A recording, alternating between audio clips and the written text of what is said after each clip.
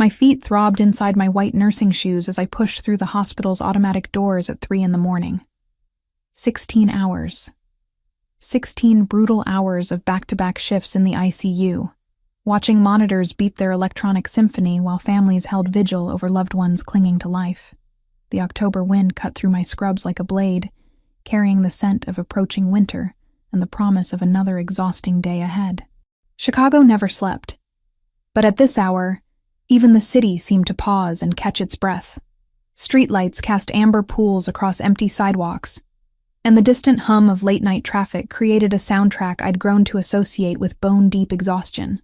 I fumbled with my keys, hands trembling from fatigue as I approached my Honda Civic. The reliable little car had been my lifeline for 3 years, getting me from my apartment in Pilsen to Mercy General Hospital without complaint. Until tonight. The engine sputtered to life with its usual reluctance, but something felt different. Wrong. The temperature gauge needle was already climbing toward the red zone before I'd even pulled out of the parking garage. Steam began wisping from under the hood as I merged onto the nearly empty streets, heading toward home where my 4-year-old daughter Sophia waited with Mrs. Hernandez, our elderly neighbor who watched her during my night shifts. "Come on, baby," I whispered to the dashboard, patting it like I could somehow coax another few miles from the overheating engine. "Just get me home to Sophia." But the car had other plans. 3 blocks into Cicero, a working-class suburb that bordered my usual route home, the temperature gauge maxed out, and steam began pouring from the hood in earnest. The engine made a grinding sound that spoke of expensive repairs I couldn't afford, then died completely as I coasted to the curb. I sat in the sudden silence, hands gripping the steering wheel as reality crashed down on me. No car meant no way to get to work. No work meant no paycheck. No paycheck meant no rent, no food, no daycare for Sophia. The cycle of poverty that I'd been fighting since her father disappeared 2 years ago threatened to drag me under once again. My phone screen showed a dead battery symbol when I tried to power it on. Of course, I'd forgotten to charge it during my shift, too focused on keeping a 60-year-old construction worker alive after his 3rd heart attack to think about my own needs. The street stretched before me, lined with modest houses that had seen better decades. Most were dark at this hour, their occupants sleeping the sleep of people with stable jobs and reliable cars. But one house, about halfway down the block, glowed with warm light from multiple windows. A black SUV sat in the driveway, its sleek surface reflecting the streetlights like obsidian. Where there was light, there might be help. And where there was an expensive car, there might be someone with enough resources to let me use their phone or call a cab. I grabbed my purse and stepped out into the cold night air, my sneakers silent against the concrete as I walked toward what I hoped would be salvation. The voices reached me before I made it to the front door. Deep, masculine tones that carried an edge I couldn't quite identify. Business being conducted at 3 a.m. My nursing instincts, honed by years of reading subtle signs of distress, whispered warnings I chose to ignore. Desperation has a way of drowning out common sense. I raised my hand to knock, then hesitated. The voices inside had grown quieter, more intense. One man was speaking rapidly in what sounded like Italian, his tone urgent. Another voice responded in English, calm but commanding, with an authority that made my spine straighten involuntarily. But Sophia's face appeared in my mind. My little girl who'd fallen asleep asking when Mama would come home, who trusted me to always find a way to take care of us both. I knocked 3 times, firm and clear. The voices inside stopped immediately. Complete silence descended, so profound I could hear my own heartbeat thundering in my ears. Footsteps approached the door, measured and deliberate. A shadow moved across the peephole, pausing to study whatever they saw on the other side. The door opened slowly, revealing a man who made my breath catch in my throat. Tall and broad-shouldered, he filled the doorframe with a presence that seemed to alter the very air around him. Dark hair swept back from a face that belonged on ancient Roman coins, all sharp angles and commanding authority, but it was his eyes that stopped me cold. Blue-gray like a winter storm, they assessed me with an intensity that made me feel exposed, vulnerable, seen in ways I didn't understand. He wore an expensive suit despite the late hour, the fabric tailored to perfection across his powerful frame. A thin scar traced along his left temple, disappearing into his hairline like a question mark written in flesh. Most unsettling of all was his right hand, partially concealed behind the door in a way that suggested he held something I probably didn't want to see. "Who the hell are you and what do you want at 3 a.m.? His voice carried an accent I couldn't place, each word precisely articulated despite the obvious displeasure at being interrupted. "I'm sorry to bother you so late," I stammered, suddenly aware of how I must look. Exhausted, disheveled, still wearing scrubs that carried the antiseptic scent of the hospital. "My car broke down just up the street and my phone is dead. I saw your lights on and thought maybe I could use your phone to call for help." His eyes never left my face as I spoke, studying me with the focus of a predator evaluating potential prey. Behind him, I caught a glimpse of another man, shorter but equally well-dressed, who watched our interaction with obvious tension. "Your car," he repeated slowly, as if testing the words for truth. "Where exactly?"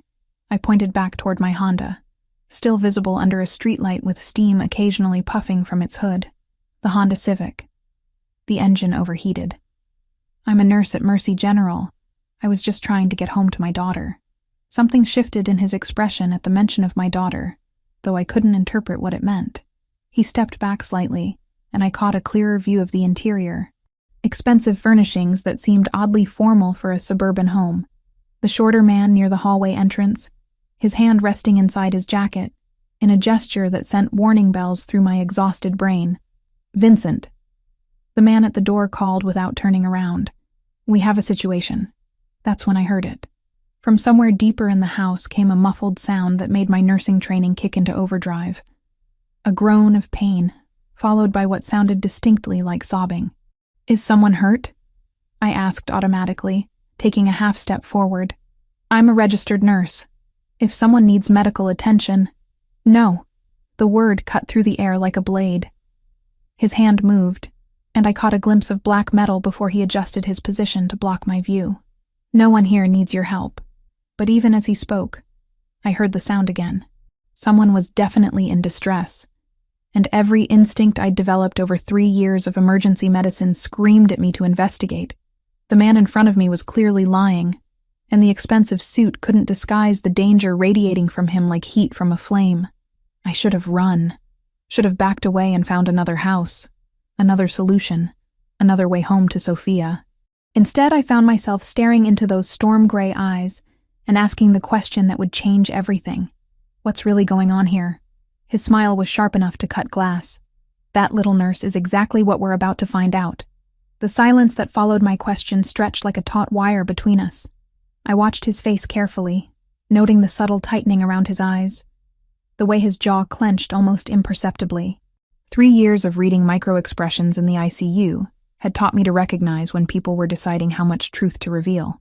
"Vincent," he called again, never breaking eye contact with me. "Handle the Honda situation. Call Sal's shop, have them tow it and fix whatever's wrong." Discreetly, my heart hammered against my ribs as the reality of the situation began to crystallize. This wasn't a simple request for help anymore. These men were making decisions about my property, my life, without consulting me. The expensive suits, the late-night gathering, the obvious tension when I'd appeared at their door. All of it painted a picture I desperately didn't want to believe. "I appreciate the offer, but I can handle my own car," I said, trying to keep my voice steady. "If I could just use your phone to call a cab—" "No." The word cut through my sentence like a scalpel through skin. "You've seen too much already. Step inside." It wasn't a request. The man called Vincent appeared at his shoulder, confirming my worst fears. Up close, I could see the bulge of something metallic beneath his jacket, the way his eyes continuously scanned the street behind me as if expecting trouble. These weren't ordinary businessmen conducting late-night meetings. "I haven't seen anything," I insisted, taking a step backward. "I just need help with my car. I have a 4-year-old daughter waiting for me at home." "Maya Rodriguez," the imposing man at the door said quietly, and my blood turned to ice water. 26 years old, registered nurse at Mercy General Hospital. Lives at 2847 West Cermak Road, apartment 3B. Daughter Sophia, age 4. Currently in the care of Mrs. Carmen Hernandez, apartment 3A. My knees nearly buckled. He knew everything. My name, My address, my daughter's name, even Mrs. Hernandez. How was that possible? I'd never seen this man before in my life, yet he recited my personal information like reading from a file. How do you know that? I whispered, my voice barely audible above the thundering of my own heartbeat. I make it my business to know things, especially when those things walk up to my door at 3 a.m. He stepped aside, gesturing toward the interior of the house. Inside. Now. No. The word came out stronger than I felt. I'm leaving. You can keep the car help. I'll find another way home. I turned to go, but Vincent moved with fluid grace to block my path. Not touching me, not overtly threatening, but making it clear that leaving wasn't an option. Behind me, I heard the door close with a soft click that sounded like the ceiling of a tomb. Sit down, Maya. The man's voice carried an authority that made me want to obey, despite every rational thought screaming at me to run. We need to discuss why your name was already on a list in my office before you knocked on that door. My legs gave out then, and I sank onto an ornate leather sofa that probably cost more than I made in 6 months. The room around me spoke of wealth I could barely comprehend. Original artwork lined the walls, crystal decanters caught the light from an elaborate chandelier, and every surface gleamed with the patina of expensive care. What list? I managed to ask, though part of me dreaded the answer. He settled into a chair across from me, his movements controlled and predatory. Even seated, he radiated power like heat from a furnace. Tell me about your father, Maya. Diego Rodriguez. The name hit me like a physical blow. My father had died in a car accident when I was 6 years old, or at least that's what my mother had always told me. I had few memories of him. Just fragments of a man with kind eyes, who used to sing Spanish lullabies and bring me flowers from construction sites where he worked. He died when I was little, I said carefully. I don't understand what this has to do with anything. Did he? The man's smile held no warmth. Vincent, bring me the Rodriguez file. Vincent disappeared into another room, returning moments later with a manila folder thick enough to contain a novel. My captor, because that's what he was now, regardless of the expensive furnishings, opened it with deliberate slowness. Diego Rodriguez, he read aloud, accountant for Salvatore Construction and Holdings, embezzled $2 million over a 6-month period in 1999, disappeared with the money, leaving behind a wife and 6-year-old daughter. The world tilted sideways. My father hadn't died in an accident. He'd been a thief who'd abandoned us. The careful story my mother had constructed about his tragic death crumbled like paper in rain. That's impossible, I breathed. Your mother said what she needed to say to protect you both. His fingers drummed against the arm of his chair, a rhythmic sound that seemed to count down to something terrible. Diego Rodriguez stole from the Salvatore family. That money was meant to fund legitimate construction projects that employed hundreds of people. When it disappeared, those people lost their jobs. Families went hungry because of your father's greed. The Salvatore family, I repeated, pieces of a horrifying puzzle clicking into place. You're Lorenzo Salvatore. He said it like a judge pronouncing sentence. And your father's debt didn't die with him. The muffled sounds I'd heard earlier suddenly made sense. Someone else was paying for debts they probably couldn't afford, just as I was about to. The expensive suits, the late-night meeting, the casual way Vincent had moved to block my escape. This was a collection operation, and I'd walked directly into it. I don't have any money, I said desperately. I work double shifts just to pay rent. My student loans alone are $80,000. Whatever my father took, I can't pay it back. $2 million, Lorenzo said softly, plus 25 years of interest, brings the total to approximately $5.2 million. You're right, Maya. You can't pay it back. Relief and terror warred in my chest. If I couldn't pay, maybe he'd let me go.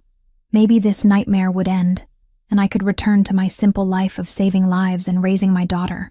However, he continued, and that single word shattered my brief hope. There are other ways to settle debts. Vincent has been conducting research on all of Diego Rodriguez's remaining family members for the past 6 months. You were already scheduled for a visit next week. Scheduled for what kind of visit? But I already knew I didn't want to hear the answer. Lorenzo stood and moved to a window that overlooked the street where my broken Honda sat under a streetlight like an abandoned dream. The kind where we discuss how a young nurse might work off her father's obligations to my family. That's not legal. You can't hold someone responsible for another person's debts. His laugh was soft and infinitely more frightening than any shout would have been. Legal is a flexible concept in my world, Maya. What matters is honor, family, and the settling of accounts. Your father dishonored my family. Now you have the opportunity to restore that honor. And if I refuse? Lorenzo turned from the window, and the look in his storm-gray eyes made my mouth go dry. Then you'll discover that there are worse things than debt. And some of them involve 4-year-old girls whose mothers make poor choices. The threat to Sophia hit me like a fist to the chest. Whatever was happening here, whatever dark world I'd stumbled into, my daughter was now part of it.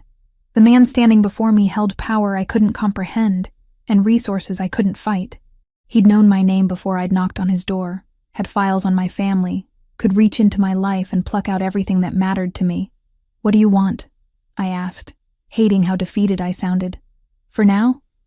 Cooperation. Vincent will take care of your car and ensure Mrs. Hernandez knows you'll be delayed getting home. You'll stay here until I decide how best to handle this situation. Stay here? For how long? Lorenzo returned to his chair, picking up a crystal glass I hadn't noticed before. The liquid inside caught the light like liquid amber. That depends entirely on how quickly you accept that your old life ended the moment you knocked on my door, and how willing you are to embrace whatever comes next. As if to emphasize his point, another muffled cry came from deeper in the house, followed by the sound of Vincent's footsteps heading toward the basement.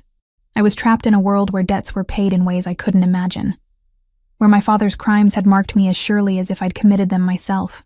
You're insane if you think I'll just accept this, I said, though the words felt hollow even as I spoke them. Lorenzo's smile was sharp as broken glass. Give it time, Maya. You'll be surprised what you can accept when the alternative is losing everything you love. The penthouse elevator climbed 37 floors, each electronic chime marking another layer between me and the life I'd known just hours before. Lorenzo stood beside me in silence, his presence filling the confined space like smoke.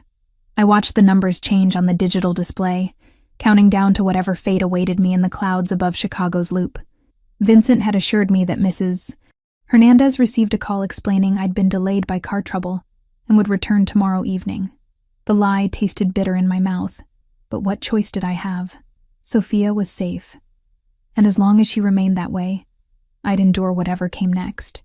The elevator doors opened to reveal a hallway that belonged in an architectural magazine.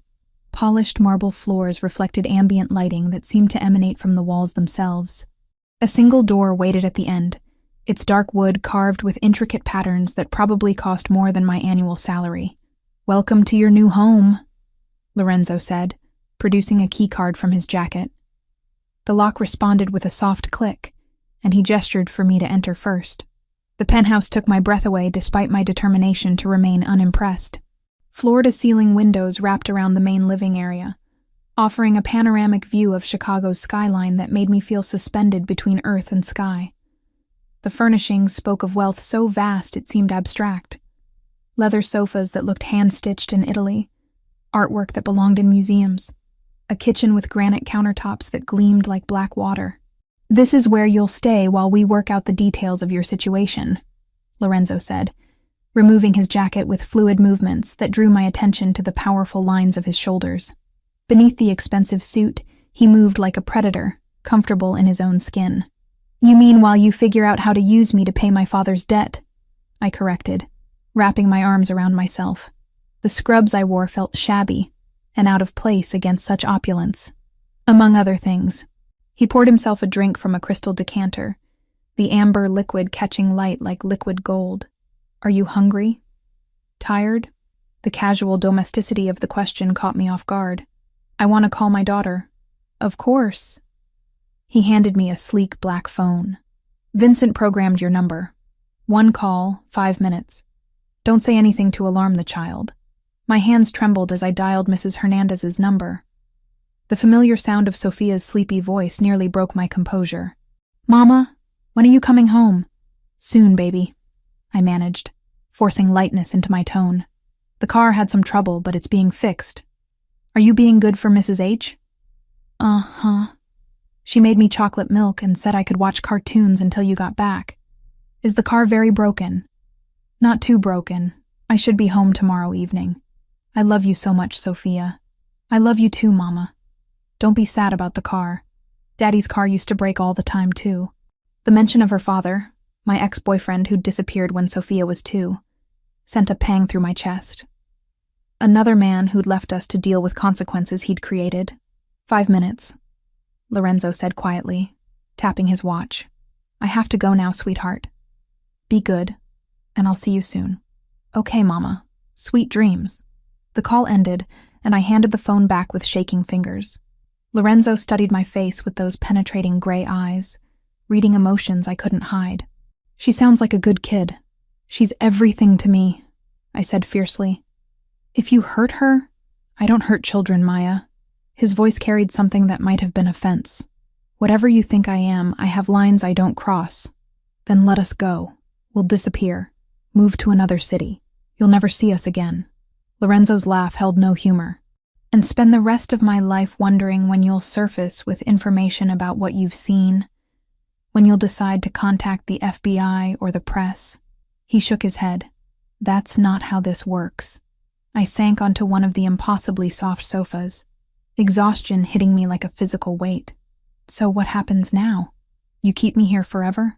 Forever is a long time.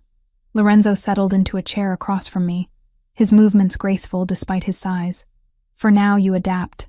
You learn how things work in my world, and you discover that cooperation brings rewards, while resistance brings consequences. Is that what happened to the man in the basement? He didn't cooperate? Something dark flickered across Lorenzo's features. Tommy owes money he can't pay, and made promises he couldn't keep. His situation is different from yours. How? I demanded, anger cutting through my fear. Because I'm a woman? Because you think you can intimidate me more easily? Because you're not a gambling addict who thinks he can outsmart the house? Lorenzo leaned forward, and I caught a glimpse of something that made my breath hitch. A thin white scar that traced along his left temple, disappearing into his hairline like a lightning bolt frozen in flesh. My nursing instincts kicked in automatically. That's a knife wound, I said without thinking. Old, but deep. You were lucky it didn't hit the temporal artery. Lorenzo's hand moved unconsciously toward the scar, then stopped. You're observant. It's my job to notice injuries. I studied the mark more carefully, noting the precise angle and depth. Whoever did that was aiming for your eye, but you moved at the last second. Very observant. His tone had changed, becoming almost contemplative. How old were you when you decided to become a nurse? The subject change caught me off balance. 16. My mother got sick, and I spent a lot of time in hospitals. I wanted to help people the way the nurses helped us.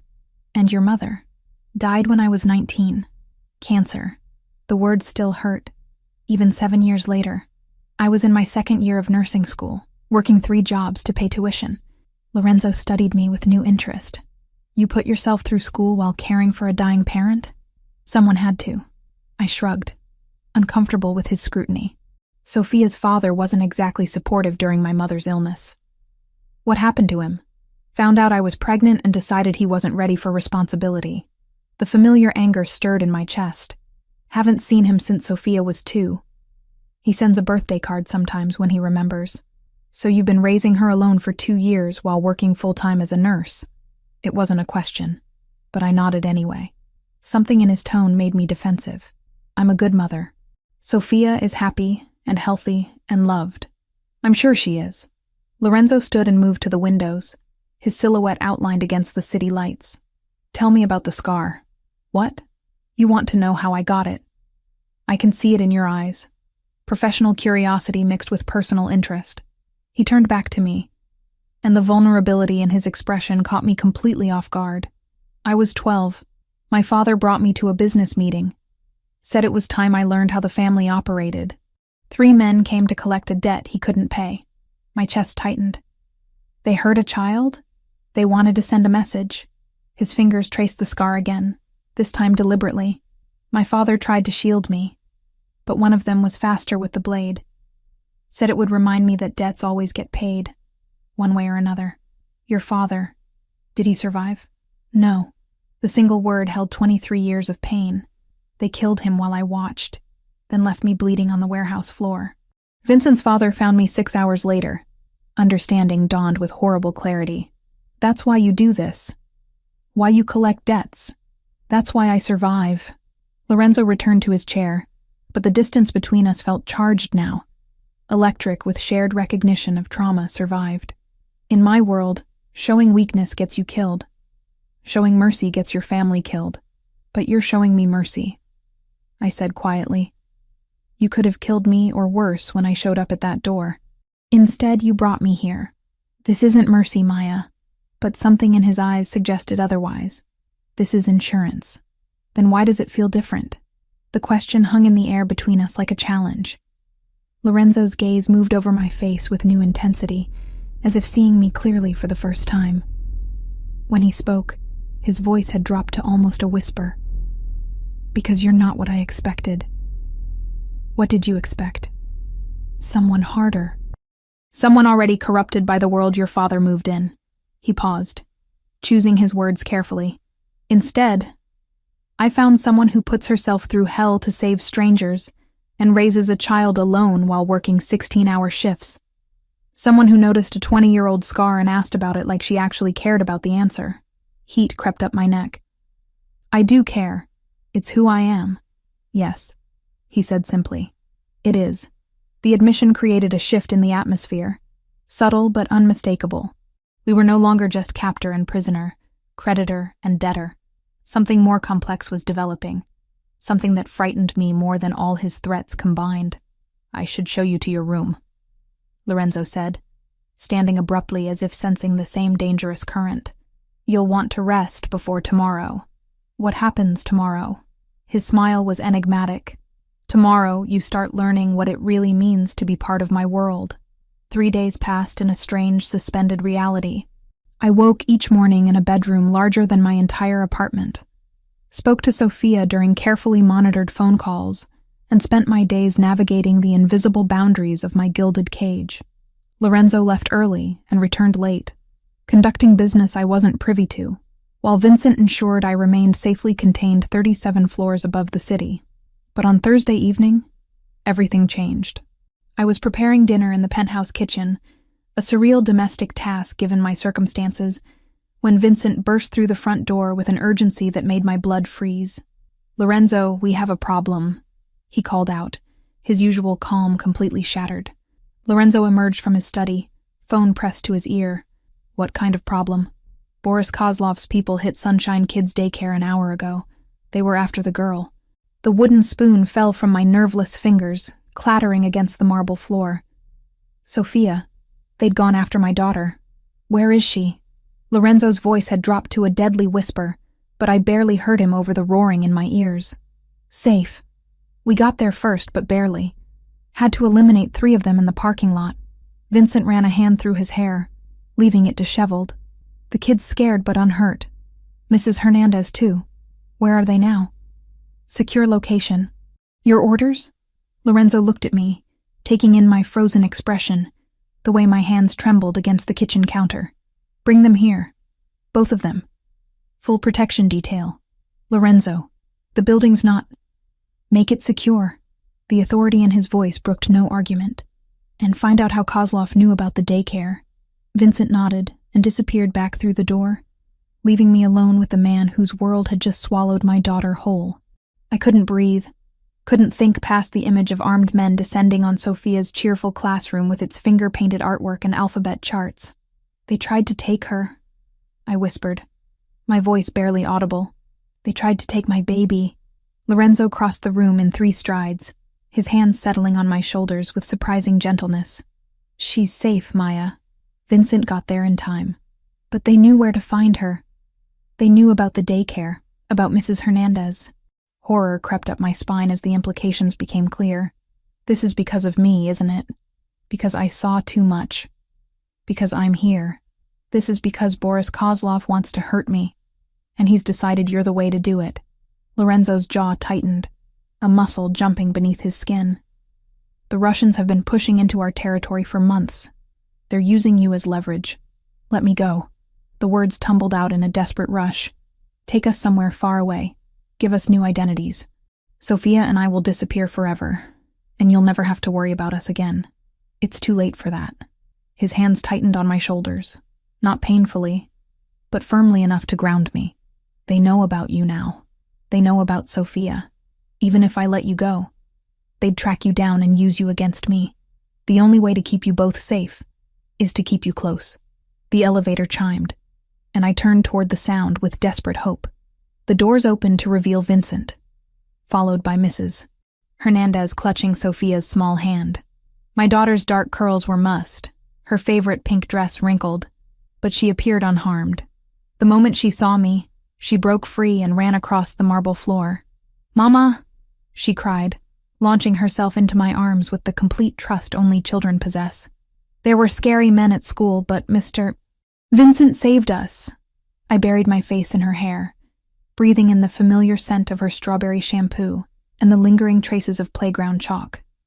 She was real. She was safe. She was here. "I'm so sorry, baby," I whispered against her ear. "Mama's so sorry." "It's okay, Mama. Mrs. H said sometimes grown-ups have to protect children from bad people. Are you protecting us too?"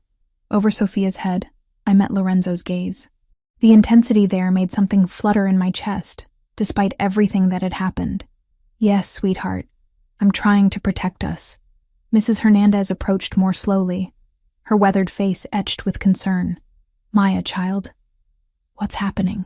"Those men. They had guns. They were asking about you specifically." Before I could answer, Lorenzo stepped forward. His entire demeanor had shifted, becoming softer, more approachable. "Mrs. Hernandez, my name is Lorenzo Salvatore. Maya is under my protection because some very dangerous people are trying to hurt her. I'm sorry you were put in danger." The older woman studied him with sharp eyes that had seen decades of human nature. "You're the one keeping her here. I'm the one keeping her alive." Lorenzo's honesty was refreshing after days of careful half-truths. "As long as she's with me, no one can touch her or Sophia. And what happens when we want to leave?" Lorenzo was quiet for a long moment. "We'll discuss that when the immediate danger has passed." Mrs. Hernandez nodded slowly, apparently satisfied with his directness. "I've raised 4 children and 10 grandchildren, Mr. Salvatore. I know the difference between a protector and a predator. Don't make me regret trusting you with this family." "I won't," Lorenzo promised, and something in his voice made me believe him. Vincent cleared his throat. "Boss, we need to discuss security protocols. The building's been locked down, but later." Lorenzo's attention had shifted to Sophia, who was studying him with the fearless curiosity of a 4-year-old. "What's your name, little one?" "Sophia Rodriguez," she announced proudly. "I'm 4 years old and I know all my colors in English and Spanish. Mama taught me." "That's very impressive. I'm Lorenzo. This is my home and you're very welcome here." "It's really big," Sophia observed, craning her neck to take in the soaring ceilings. "Do you live here all by yourself?" "Usually. But now I have guests, which makes it much more interesting." Sophia giggled, already charmed. "Mama says I'm interesting too. Sometimes too interesting." "I can believe that." Lorenzo's smile was genuine, transforming his entire face. "Are you hungry? I think we can find something good in the kitchen." As he led Sophia away, chatting easily about her favorite foods and cartoons, Mrs. Hernandez moved to stand beside me. "He's not what I expected," she said quietly. "What did you expect?" "A monster. Someone who would terrify a child." She watched Lorenzo lift Sophia onto a bar stool with careful hands, his entire focus on making her comfortable. Instead, I see a man who's trying very hard not to let his own darkness touch something innocent. "You think he's genuinely trying to protect us?" "I think he's in love with you," Mrs. Hernandez said simply. "And I think that scares him more than any enemy ever could." Her words hit me like a physical blow. I wanted to deny it, to insist that whatever was developing between Lorenzo and me was just Stockholm Syndrome or desperation. But as I watched him patiently answer Sophia's endless questions while Vincent discussed security measures in low tones, I couldn't ignore the truth. Something had shifted between us over the past 3 days. The careful distance we'd maintained was crumbling, replaced by a dangerous intimacy that grew stronger each time our eyes met across the penthouse. I'd caught him watching me when he thought I wasn't looking, his expression unguarded and hungry, and I'd found myself responding to his presence in ways that terrified me. "Maya," Lorenzo's voice drew me from my thoughts. "We need to talk. About Boris Kozlov. About what this means for your safety." I nodded, following him to the study while Mrs. Hernandez supervised Sophia's impromptu snack. The moment the door closed behind us, Lorenzo's careful composure cracked. "I should have anticipated this," he said, running both hands through his dark hair. "Should have known they'd use you to get to me." "How could you have known?" "I didn't even know I existed in your world until 3 days ago. Because you matter to me." The admission hung between us like a confession. And in my world, caring about someone makes them a target. My heart hammered against my ribs. "Lorenzo, I know it's insane. I know it makes no sense." He turned to face me, and the vulnerability in his gray eyes made my breath catch. "But somewhere between watching you worry about that scar and seeing you comfort your daughter, you became more than just Diego Rodriguez's debt to me. What am I then?" He crossed the room slowly, his movements predatory and graceful. When he reached me, his hands came up to frame my face with shocking gentleness. "You're the first person in 23 years who's made me want to be better than what I am." The kiss was inevitable, had been building since that first night when I'd foolishly knocked on his door. His lips were warm and firm, moving against mine with a hunger that stole my breath and ignited something desperate in my chest. I should have pushed him away, should have remembered that he was dangerous, that he held my life and Sophia's in his hands. Instead, I kissed him back with equal desperation, my fingers tangling in his hair, as every rational thought dissolved into sensation and need. When we finally broke apart, we were both breathing hard. "This is crazy," I whispered against his lips. "Completely insane," he agreed, but his arms tightened around me. And I don't care anymore. Neither did I. And that realization terrified me more than all of Boris Kozlov's threats combined. The photograph fell from my trembling fingers like a lead weight, hitting the marble floor with a sharp crack that echoed through Lorenzo's study. Staring up at me was my father's face. Younger than I remembered, but unmistakably Diego Rodriguez. He stood beside 2 other men in what appeared to be a construction office, all 3 smiling at the camera like old friends celebrating a successful project. But it was the date stamp in the corner that made my world tilt sideways. March 15th, 2019. 6 months ago. My father, who I'd been told died in a car accident when I was 6 years old, had been alive just months ago. "Where did you get this?" My voice came out as barely more than a whisper. Lorenzo stood behind his desk, his face carved from stone. Between us lay scattered evidence of a truth that demolished everything I thought I knew about my life. Bank records, surveillance photos, witness statements. A paper trail that painted my father not as the victim of a tragic accident, but as a man who'd lived freely for 20 years while his family believed him dead. "My investigators found him 3 months ago," Lorenzo said quietly, "living under the name David Reyes in Phoenix, Arizona. Married to another woman. 2 teenage sons." The betrayal hit me like a physical blow. Not only had my father abandoned us and stolen from Lorenzo's family, but he'd been living an entirely new life while my mother struggled through cancer treatments alone, while I dropped out of nursing school to care for her, while I raised Sophia as a single mother, working double shifts just to survive. He let us think he was dead. The words scraped my throat raw. My mother died believing she was a widow.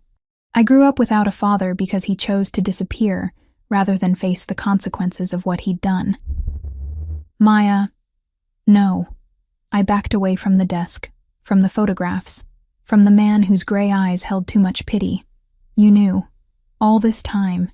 You knew he was alive and you didn't tell me. I was protecting you. By lying to me?" My voice rose, years of buried grief and anger finally finding a target. "Just like my mother lied to me? Just like everyone in my life has lied to me?" Lorenzo moved around the desk slowly, his hands raised in a gesture of peace that only inflamed my rage.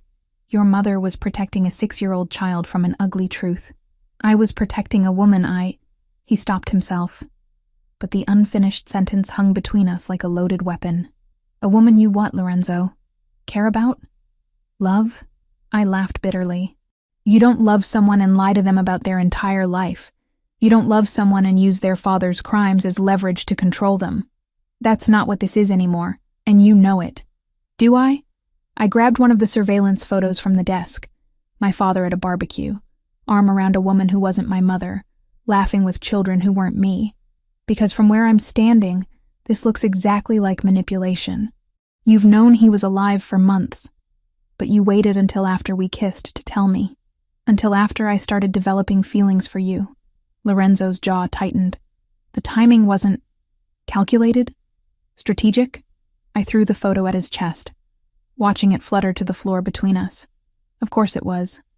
Everything about you is calculated. This whole situation, bringing me here, making me dependent on you, it's all been one elaborate game. That's not true. Isn't it?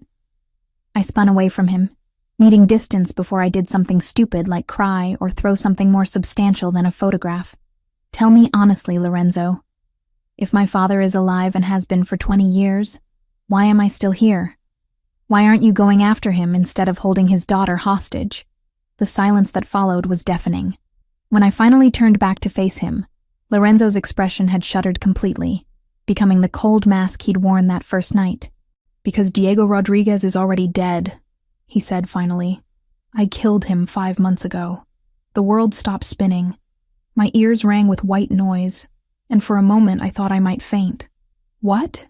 I found him in Phoenix, confronted him about the stolen money, about abandoning his family. Lorenzo's voice was completely devoid of emotion.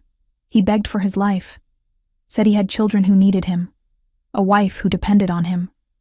He offered to work off the debt, to make restitution. But you killed him anyway. It wasn't a question. Yes. The single word hit me like a sledgehammer to the chest. All the air left my lungs in a painful rush, and I had to grip the back of a chair to keep from collapsing. Why? I managed to ask. If he was willing to pay you back. Because 20 years ago, the money he stole was meant for a children's hospital in Little Italy. Lorenzo's facade cracked slightly, revealing something raw underneath. 36 children died that winter because the hospital couldn't afford proper equipment and medications.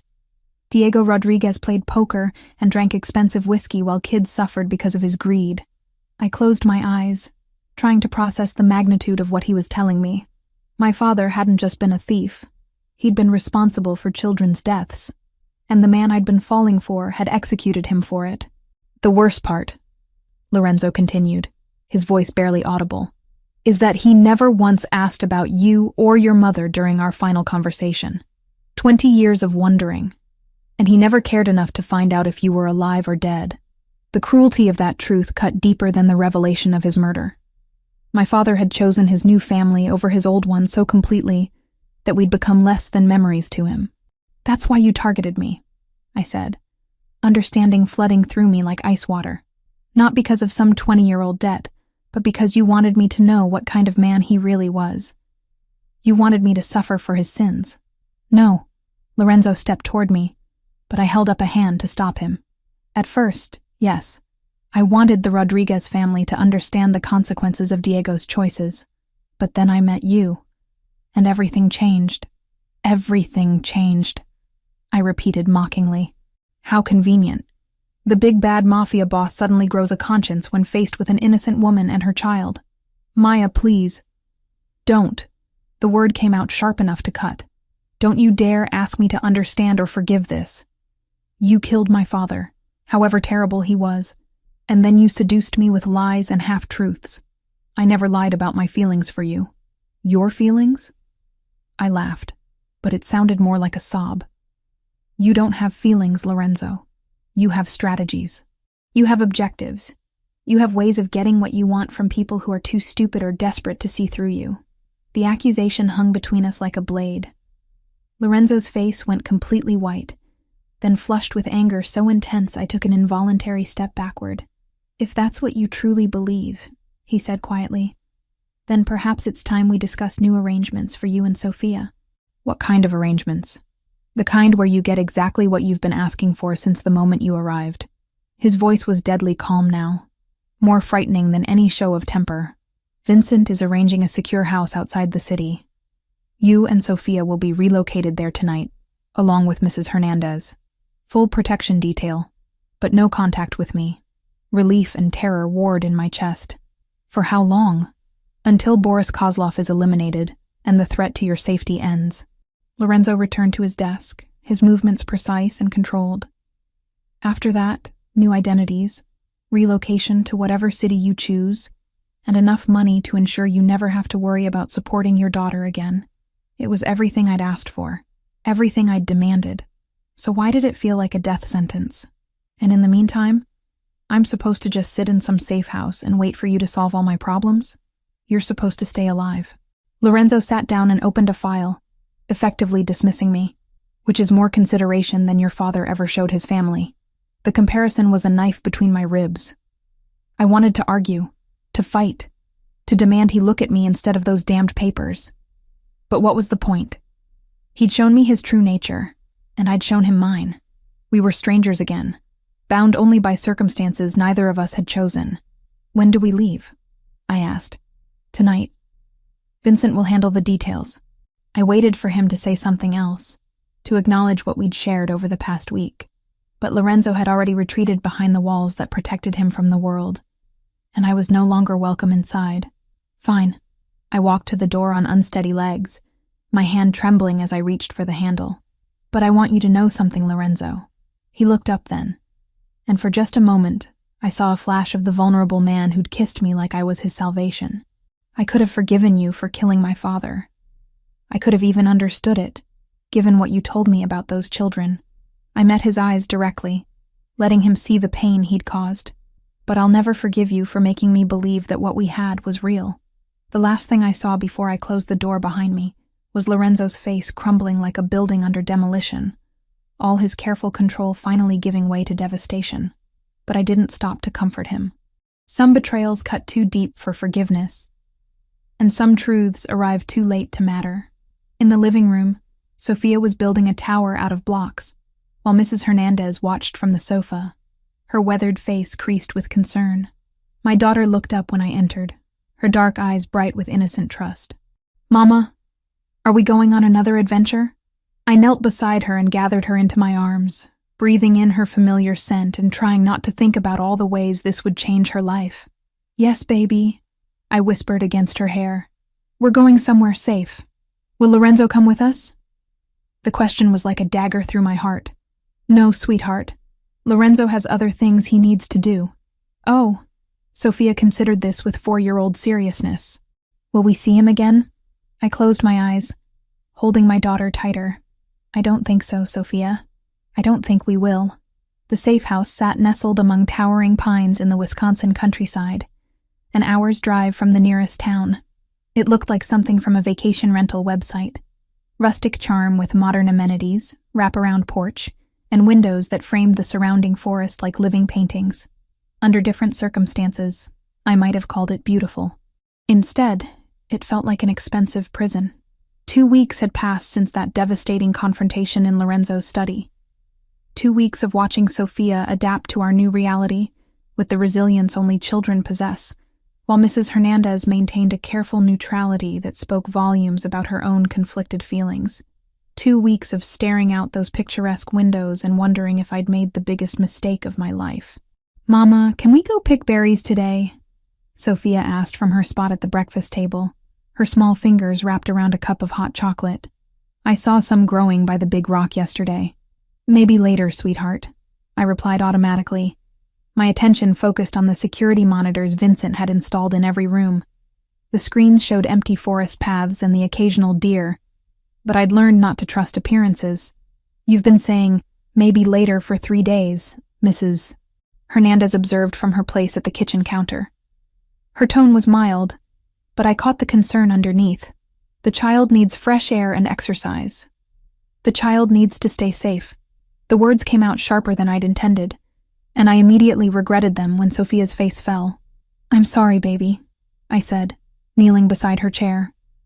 Mama's just worried about keeping us protected. How about we build that fort in the living room you've been asking about?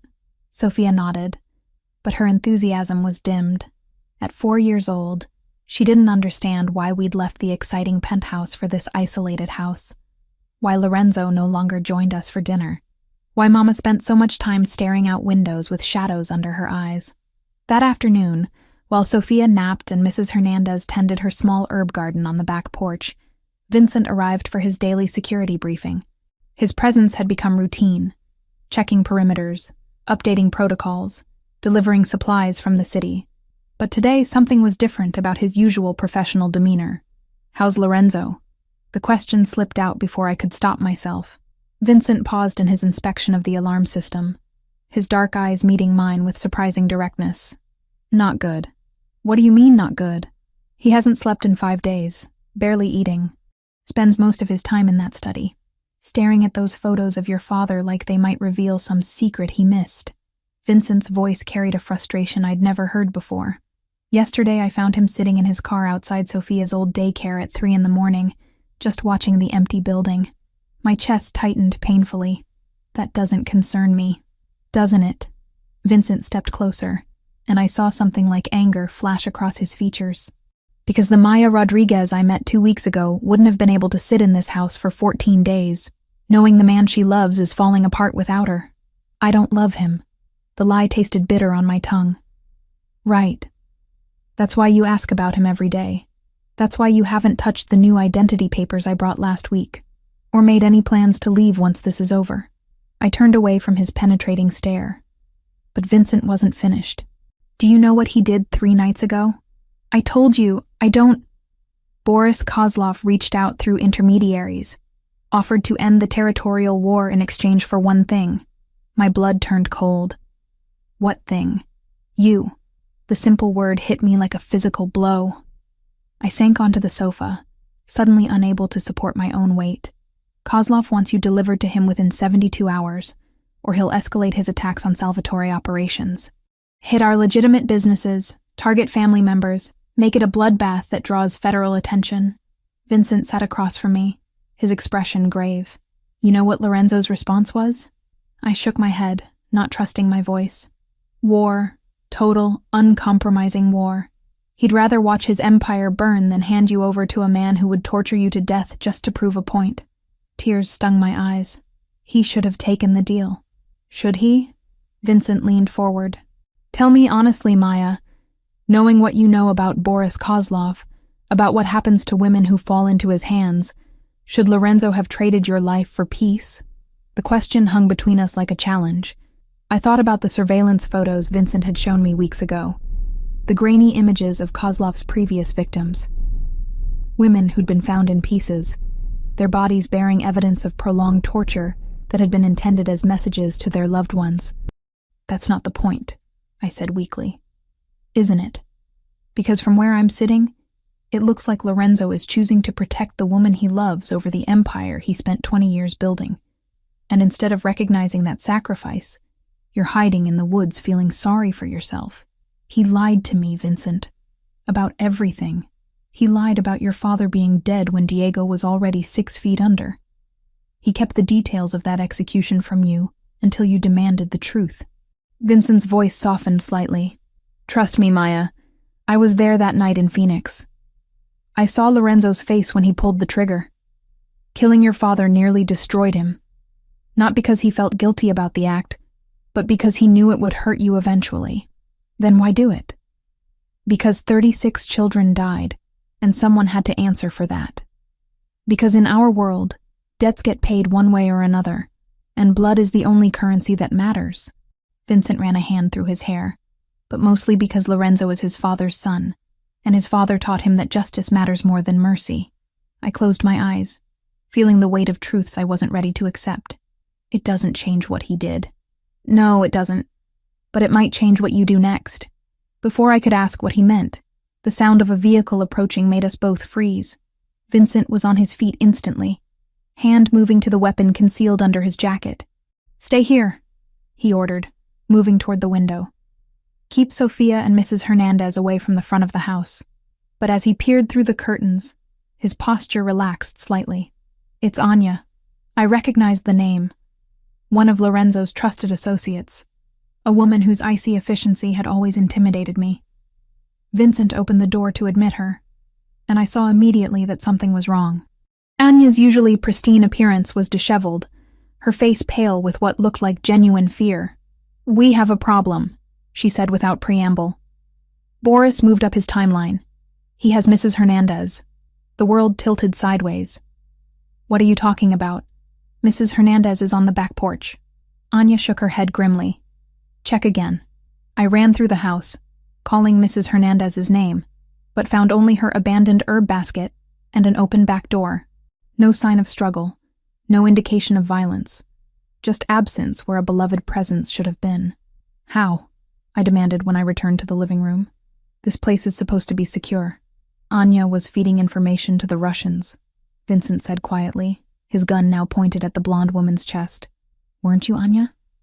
To her credit, Anya didn't try to deny it. "Kozlov has my younger sister. Has had her for 3 months. Every piece of information I provided was payment toward her release. And now? Now he's tired of games. He wants Maya, and he's offering a trade. Mrs. Hernandez for Maya Rodriguez. The exchange happens tonight at the warehouse district. Pier 7. "Absolutely not," Vincent said immediately. "Lorenzo would never authorize." "Lorenzo doesn't know yet," Anya interrupted. "Kozlov's message was delivered directly to Maya. The choice is hers to make." They both looked at me expectantly, waiting for a decision that would define everything that came next. In the background, I could hear Sophia stirring from her nap, calling for Mrs. Hernandez in a sleepy voice that broke my heart. "If I don't go, he'll kill her," I said. "If you do go, he'll kill you both," Vincent countered. "This isn't a trade, Maya. It's an execution with extra steps." "Then what would you have me do? Let an innocent woman die because I'm too scared to face the consequences of my choices? I'd have you trust that Lorenzo will find another way. He always does." I walked to the window and stared out at the forest that had become my cage. Somewhere in the city, Mrs. Hernandez was being held by a monster who would torture her just to draw me out. Somewhere else, Lorenzo was probably planning a war that would leave bodies in the streets and innocents in the crossfire. Both options led to blood and suffering, but only one gave me the chance to save someone I loved. "Call Lorenzo," I said finally. "Tell him I'm coming back to Chicago, and that I want to discuss terms for ending this war. Maya, tell him I choose him, Vincent. Tell him I choose us." I turned to face them both, and I saw Vincent's eyes widen at whatever he saw in my expression. But this time, we do things my way. For the first time since I'd known him, Vincent smiled. "Yes, ma'am. I'll make the call." As he stepped outside to contact Lorenzo, I went to wake Sophia from her nap. Whatever came next, we would face it together. All of us. As the family we'd somehow become despite every obstacle that had tried to tear us apart. The war for our future was about to begin, and I was finally ready to fight. The warehouse district at night looked like a graveyard of Chicago's industrial past. Abandoned buildings stretched along the river like broken teeth, their shattered windows reflecting the few working streetlights that hadn't been shot out by years of gang warfare. The smell of rust and decay hung heavy in the October air, mixing with the distant scent of the lake to create an atmosphere that felt like death itself. I crouched behind a stack of shipping containers with Lorenzo at my side, both of us dressed in black tactical gear that made us nearly invisible in the shadows. My hands were steady as I checked the medical supplies in my pack one final time. Field dressings, morphine, clotting agents, everything I might need if this went as badly as we all expected it would. "You don't have to do this," Lorenzo whispered, his voice barely audible even at close range. "Vincent can handle the medical support." "Vincent isn't a trained nurse," I replied quietly, adjusting the earpiece that connected me to the rest of his team. "And Mrs. Hernandez trusts me. If she's hurt, she'll need someone familiar to keep her calm." Through the green tint of my night vision goggles, I could see Lorenzo's jaw tighten.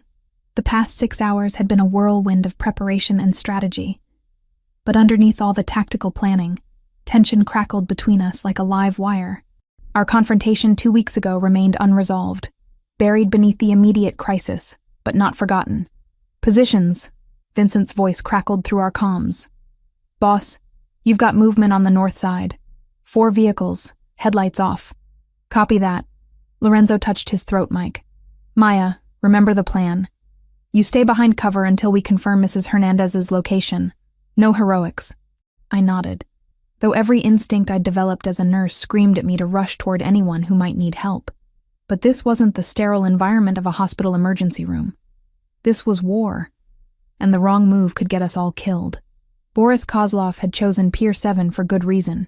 The long concrete structure jutted into the Chicago River like a finger pointing toward downtown, offering clear sightlines in all directions while limiting approach routes.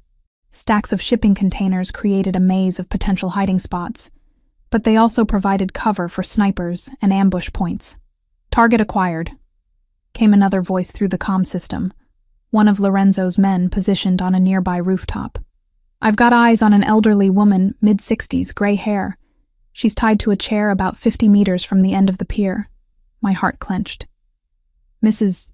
Hernandez, the woman who'd been like a grandmother to Sophia, who'd never asked for anything more than the chance to help a struggling young mother. Now she was bait in a trap, designed to destroy the people she'd come to care about. How many hostiles? Lorenzo asked. Minimum 8 that I can see. Probably more in the containers. And boss, the sniper's voice carried a note of concern. Kozlov's got something with him. Looks like a child. The blood drained from my face as the implications hit me. Sophia? Negative. Vincent's voice cut through my panic. Sophia's secure at the backup location with our people, but there's definitely a kid down there. Anya's sister, I realized. He brought both hostages. Lorenzo's curse was creative and vicious. This changes everything. Vincent, redeploy teams 2 and 3 to cover potential civilian casualties. Rules of engagement are now extreme prejudice. If anyone so much as breathes wrong near those hostages, put them down. Copy that, boss. I checked my watch. 11:47 p.m., 13 minutes until the scheduled exchange time. In the distance, I could see figures moving around the pier, setting up their own positions. Boris Kozlov wasn't taking any chances either. Maya. Lorenzo's hand found mine in the darkness, his fingers threading through my own with desperate intensity. If this goes sideways, it won't. If it does, he continued, ignoring my interruption, I need you to know that everything I told you in that study was true. About your father. About why I had to kill him.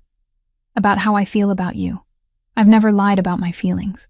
I squeezed his hand, feeling the calluses on his palm that spoke of a life lived with weapons and violence. I know, and I need you to know that I forgive you. For all of it. His sharp intake of breath was audible even over the comm static. Maya? Movement on the pier, Vincent interrupted. 3 figures approaching the hostages. One matches Kozlov's description. Lorenzo released my hand and raised his rifle, the weapon an extension of his body after decades of practice. All teams, final weapons check. We go on my mark. Through my scope, I could see Boris Kozlov clearly now. He was smaller than I'd expected. Compact and wiry, with the kind of predatory grace that spoke of extreme danger in a deceptively modest package. His silver hair was slicked back from a face that might have been handsome, if not for the complete absence of humanity in his pale eyes. Mrs. Hernandez sat slumped in the chair beside him, her head hanging forward in a way that made my medical training scream warnings. Either unconscious or worse. 20 feet away, a small figure that had to be Anya's sister huddled against a shipping container, clearly terrified but apparently unharmed. Vincent, can you get a clean shot on Kozlov without endangering the hostages? Negative. Too much risk of overpenetration or deflection. We need them separated. Then we do this the hard way. Lorenzo's voice carried the cold certainty of a man who'd made similar calculations countless times before. Maya, I'm going out there to negotiate. When I give the signal, you move fast to the hostages and get them clear. That's suicide. He'll kill you the moment you show yourself. Maybe. But it's the only play that gives those women a chance. Lorenzo turned to look at me. And even through the night vision equipment, I could see the determination in his eyes. This is what I do, Maya. This is who I am. Before I could argue, he was moving, emerging from our hiding spot with his hands visible, but his finger never far from his weapon's trigger. I watched through my scope as he walked calmly across the open ground toward the pier, every step measured and deliberate. Boris, Lorenzo called out when he was 50 feet away. Let's discuss terms. Kozlov's laughter echoed across the water like breaking glass. Lorenzo Salvatore, the great prince of Chicago, come to negotiate for his whore and an old woman. The old woman never did anything to you. Let her go, and we can settle this between us. Settle this. Kozlov gestured expansively with a pistol that gleamed silver in the moonlight. You think this is about territory? About business? He backhanded Mrs. Hernandez across the face, and I had to bite my tongue to keep from crying out. This is about respect. About showing the entire city what happens when someone thinks they can defy Boris Kozlov. Then show them. Lorenzo took another step forward. Kill me, and let the innocents walk away. Oh, I'm going to kill you. Kozlov agreed conversationally. But first, you're going to watch me break your woman piece by piece, starting with her fingers. He raised the pistol toward Mrs. Hernandez's hand, and time seemed to slow to a crawl. I saw Lorenzo's muscles coil, preparing to make a desperate charge across 50 feet of open ground. I saw the other Russian soldiers starting to raise their weapons. I saw Anya's sister cowering against the shipping container, tears streaming down her young face. And I made a choice that would have horrified every tactical instructor who'd ever lived. Stop, I called out, standing up from behind cover with my hands raised. I'm here. Let's make the trade. Maya, no! Lorenzo's shout carried anguish and fury in equal measure. But I was already walking toward the pier, my medical bag slung over my shoulder, and my heart hammering against my ribs. Behind me, I could hear frantic chatter on the comm system, as Vincent and the others tried to adjust their positions to cover my insane gambit. Now this is interesting, Kozlov mused as I approached. The legendary Maya Rodriguez, walking into the lion's den to save an old woman and a child she's never met. His smile was sharp enough to cut glass. How wonderfully American of you. I'm here, I said, stopping 20 feet away. Release them, and you can have whatever revenge you want against me. Can I? Kozlov circled around behind Mrs. Hernandez's chair like a shark scenting blood. Because what I want is to watch Lorenzo Salvatore suffer. And the best way to make him suffer is to hurt what he loves most. The pistol swung toward me, and I saw my death approaching at 200 feet per second. But in that suspended moment before chaos erupted, I met Lorenzo's eyes across the distance and mouthed 3 words that I'd never had the courage to say aloud. I love you. The shot, when it came, was deafeningly loud in the confines of the pier. But the bullet that should have ended my life instead sparked off the concrete beside Boris Kozlov's feet as Vincent's sniper rifle spoke from the darkness. And then hell descended upon Pier 7 with a vengeance that would become legend in Chicago's underworld for decades to come. Gunfire erupted from every direction as Lorenzo's teams opened up with coordinated precision. Muzzle flashes lit the night like deadly fireworks, and the air filled with the whine of ricochets and the sharp crack of high-velocity ammunition finding targets.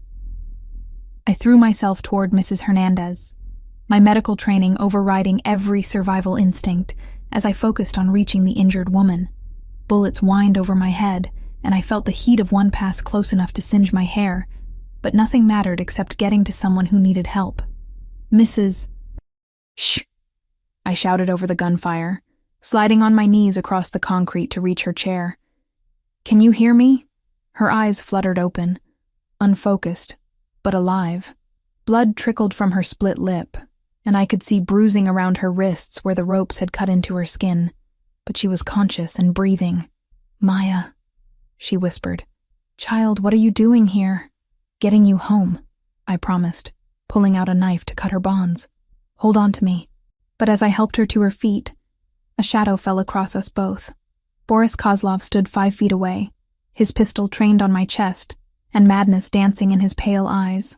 You stupid little bitch, he snarled.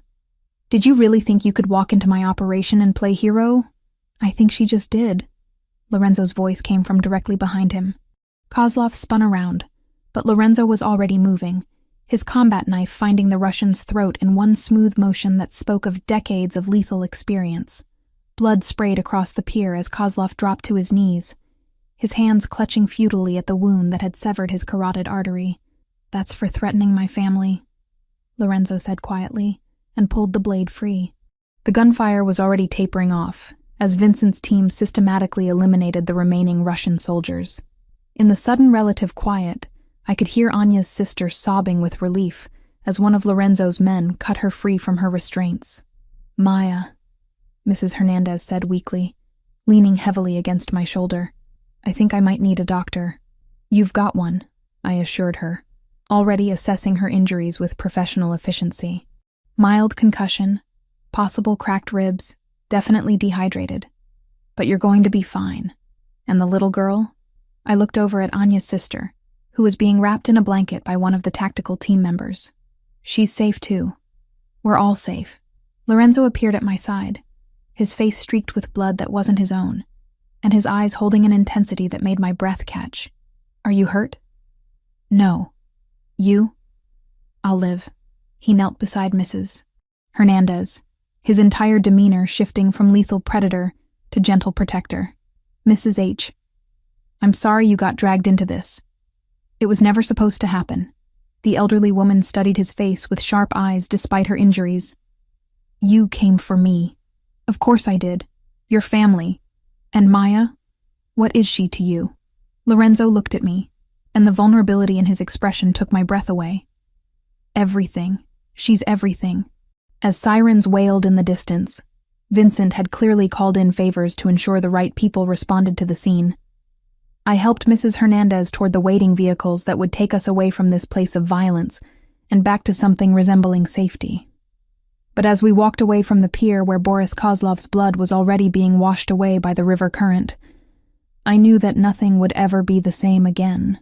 I'd chosen Lorenzo's world, chosen to fight for the people I loved, and there would be no going back to the simple life of a struggling single mother. The war was over. Our new life was just beginning.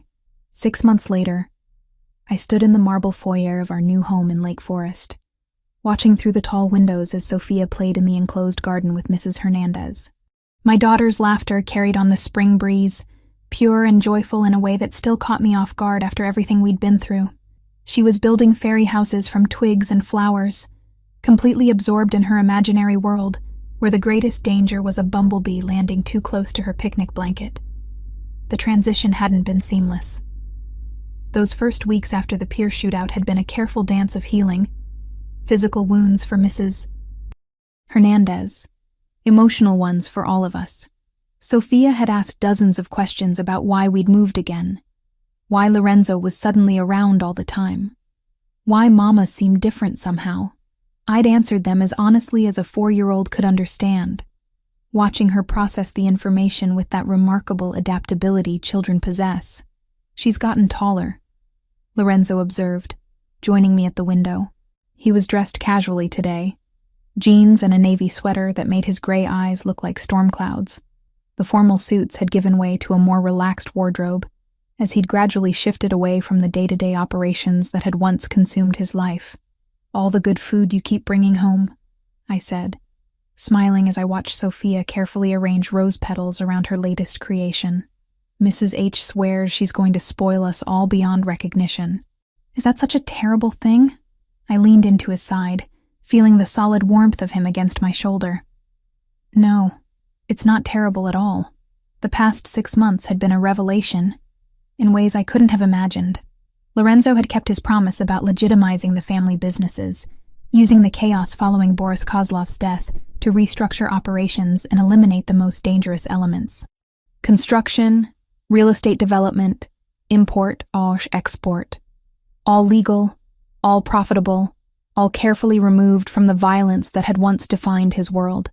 It hadn't been easy. Some of his father's old associates had balked at the changes, viewing them as weakness. Those men had been given generous severance packages and escorted to airports with one-way tickets to cities far from Chicago. The message had been clear: adapt to the new reality, or find a new life elsewhere. "Vincent called while you were at the hospital," Lorenzo said, pulling me from my thoughts. "The last of the New York families have agreed to the territorial boundaries. No more disputes about the docks." I nodded, though the complexity of Mafia politics still felt foreign to me, despite months of careful education. "That's good. And Anya's sister?" "Started classes at Northwestern last week. Pre-law, just like she wanted." Lorenzo's smile held genuine warmth.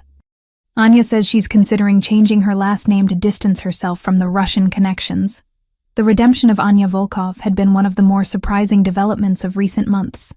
The woman who'd betrayed us to save her sister had proven her loyalty through actions rather than words, using her knowledge of Russian operations to help Lorenzo's transition to legitimacy.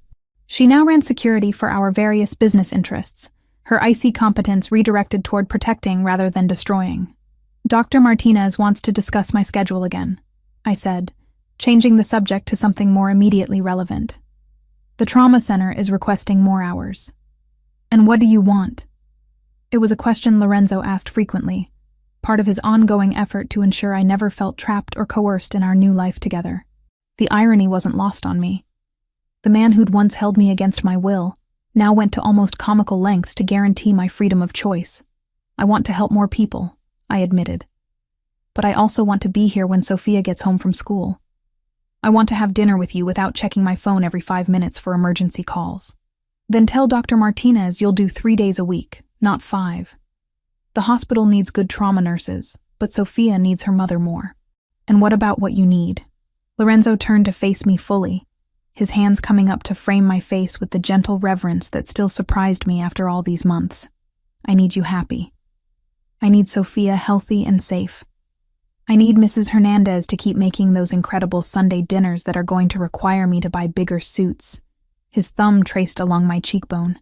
Everything else is negotiable.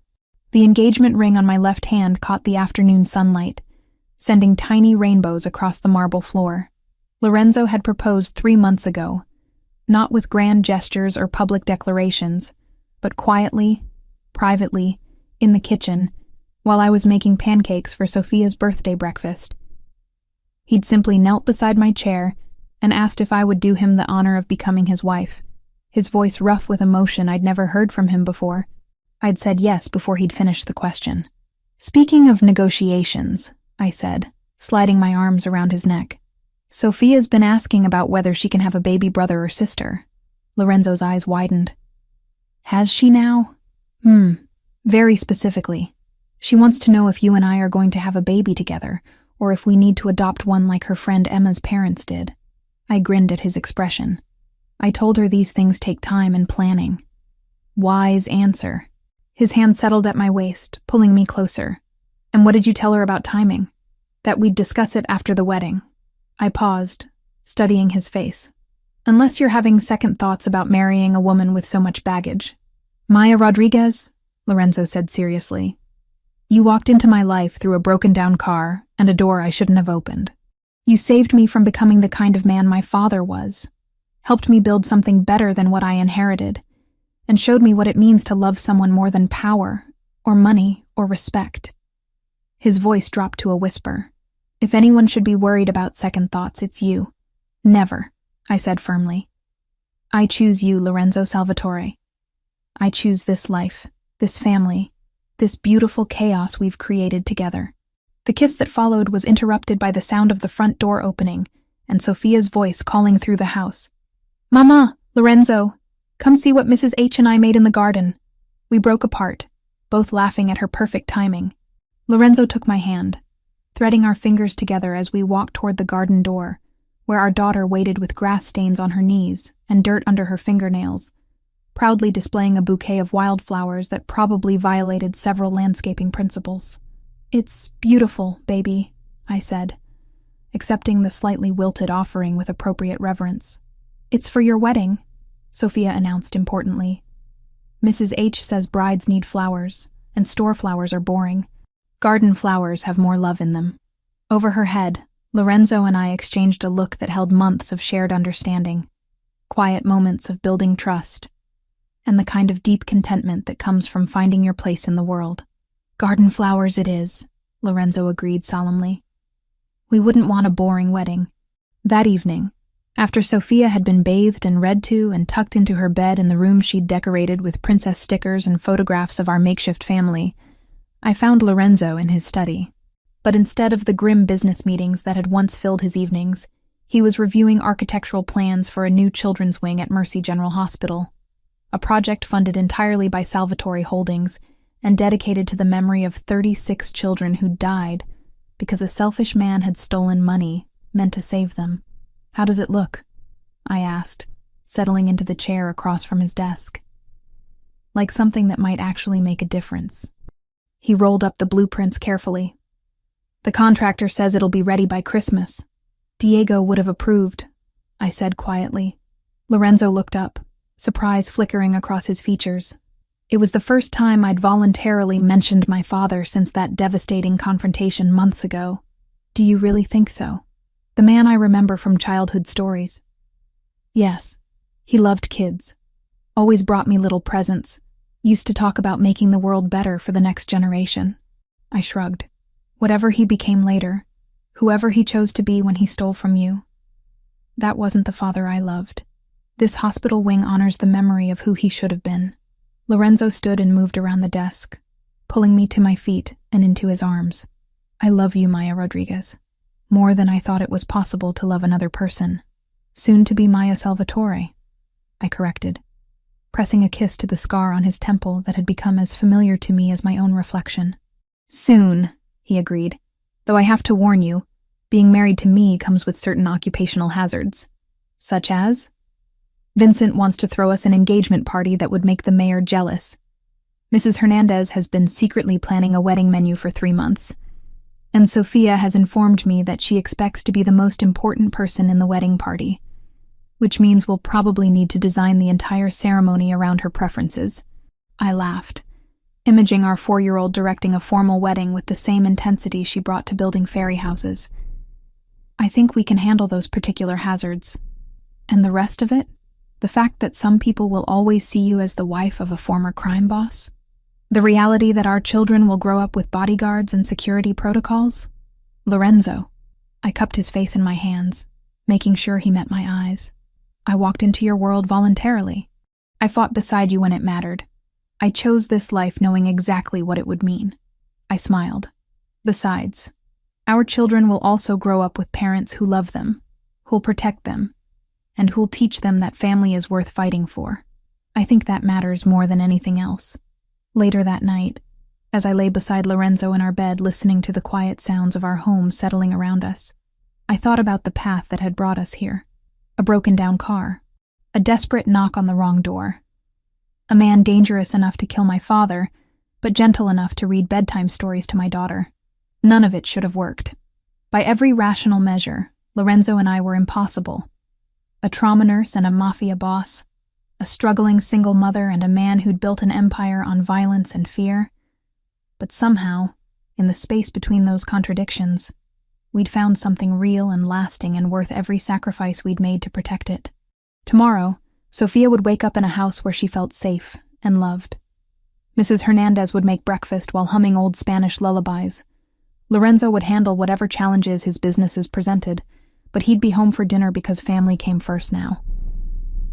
And I would work my shift at the hospital, saving lives and making a difference in the world, knowing that at the end of the day, I had a home worth coming back to. Sometimes the wrong door leads to exactly the right place.